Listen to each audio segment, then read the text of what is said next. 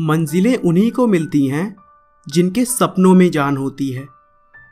पंखों से कुछ नहीं होता, हौसलों से उड़ान होती है। दोस्तों, आज मैं बात करने जा रहा हूं हंगरी सेना के जवान और विश्व के सबसे बेहतरीन पिस्टल शूटर्स में से एक करोली टैकस की, जिन्होंने 1948 और 1952 के समर ओलंपिक में गोल्ड मेडल जीतकर इतिहास रच दिया। लेकिन दोस्तों, पूरी दुनिया उन्हें इसलिए नहीं जानती क्योंकि उन्होंने दो बार गोल्ड मेडल जीता है, बल्कि इसलिए जानती है क्योंकि उन्होंने अपने हाथ को खोने के बाद भी यह शानदार मुकाम अपने मेहनत और जुनून से हासिल किया है। तो चलिए दोस्तों, यूं पहेलियों में बात करने से अच्छा है कि मैं आपको करोली के इस प्रेरणादायक कहानी को शुरू से बताता हूं। मुझे पूरी उम्मीद है कि इस सच्ची कहानी को जानने के बाद आपके अंदर से भी एक आवाज आएगी कि असंभव कुछ भी नहीं। दोस्तों, बात है यही कुछ 1938 की। हंगरी की सेना में करोली नाम का जवान था जिसे पिस्टल शूटिंग के खेल में महारत हासिल थी, और महारत भी कुछ ऐसी कि वह लगभग सभी नेशनल और इंटरनेशनल मुकाबलों में जीत हासिल कर चुका था। करोली के जीत के सिलसिले को देखते हुए हंगरी के सभी देशवासियों को पूरा विश्वास था कि 1940 में होने वाले टोक्यो ओलंपिक में करोली गोल्ड मेडल जरूर जीतेगा और देश का नाम रोशन करेगा। देशवासियों के साथ साथ करोली का भी यही सपना था कि 1940 के ओलंपिक में हंगरी के लिए वह गोल्ड मेडल जरूर लाएं, और इन्हीं ख्वाबों को सजाए वे अपने पूरे जुनून के साथ ओलंपिक की तैयारी में लगे हुए थे। लेकिन अचानक से उनके साथ एक बहुत बड़ा हादसा हो गया। आर्मी कैंप में आर्मी के साथ प्रैक्टिस के टाइम उनके दाहिने हाथ में हैंड ग्रेनेड ब्लास्ट हो गया और उनका हाथ उनके शरीर से अलग हो गया। दोस्तों, बदकिस्मती तो देखिए, हाथ भी वही जिससे उन्हें गोल्ड मेडल जीतना था। दोस्तों, पूरे देश में इस घटना को सुनकर शोक जैसा माहौल हो गया। सभी की उम्मीदों पर पानी फिर चुका था। लेकिन दोस्तों, एक आदमी ने अभी भी हार नहीं मानी थी। वो थे खुद करोली।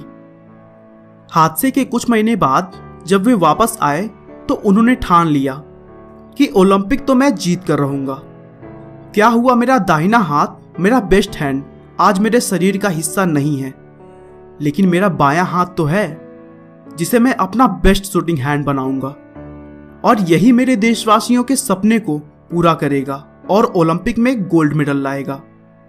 और दोस्तों, कहते हैं ना कि हार मानो नहीं तो कोशिश बेकार नहीं होती। कोशिश करने वालों की कभी हार नहीं होती। शुरुआत में प्रैक्टिस के समय बहुत दर्द हुआ, बहुत तकलीफों का सामना करना पड़ा, लेकिन फिर भी करोली ने हार नहीं मानी और अपने लगन, कड़ी मेहनत और प्रैक्टिस के दम पर अपने एकमात्र बाएं हाथ को बेस्ट हैंड बना लिया। और फिर ठीक एक साल बाद 1939 में ओलंपिक के पहले वह नेशनल चैंपियनशिप में पार्टिसिपेट करने के लिए आए, और तब तक किसी को भी नहीं पता था कि करोली अपने बाएं हाथ से प्रैक्टिस कर रहे थे। दूसरे कंपटीटर्स उन्हें वहां देखकर चौंक गए और उन्हें लगा कि वो वहां उनका मनोबल बढ़ाने के लिए आए हुए हैं। लेकिन सबको झटका तब लगा जब करोली ने कहा कि मैं यहां आपका हौसला बढ़ाने के लिए नहीं आया, बल्कि आपसे कंपीट करने के लिए आया हूं। उसके बाद अपने एकमात्र बाएं हाथ से शूटिंग करते हुए करोली ने सबको मात दे दी और वह मुकाबला अपने नाम कर लिया। और इसी जीत के साथ ही साथ हंगरी के देशवासियों में भी एक बार फिर से खुशी की लहर दौड़ गई और करोली रातों रात हीरो बन गए।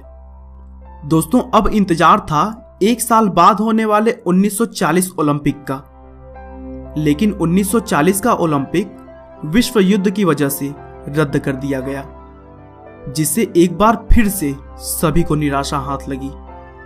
सबको लगने लगा कि अब तो सब खत्म हो गया। लेकिन करोली हार मानने वालों में से नहीं थे। करोली ने अपने प्रैक्टिस को 1944 ओलंपिक के लिए जारी रखा, लेकिन एक बार फिर से विश्व युद्ध की वजह से ही वह ओलंपिक भी नहीं हो पाया।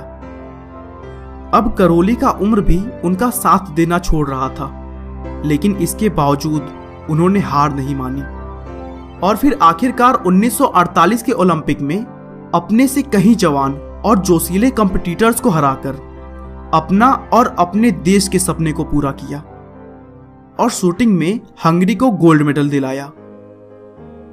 लेकिन दोस्तों, कहानी अभी भी पूरी नहीं हुई है। करौली ने 1952 के ओलंपिक में भी पार्टिसिपेट किया और इतिहास को बदलते हुए एक बार फिर से गोल्ड मेडल अपने नाम किया।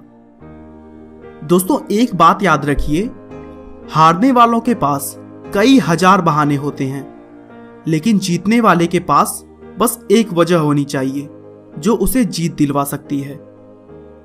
हार मानो नहीं तो कोशिश बेकार नहीं होती, कोशिश करने वालों की कभी हार नहीं होती। दोस्तों, इस वीडियो को आप ज्यादा से ज्यादा शेयर करें ताकि आपके चाहने वाले भी करौली के प्रेरणादायक जीवन से सीख ले सकें।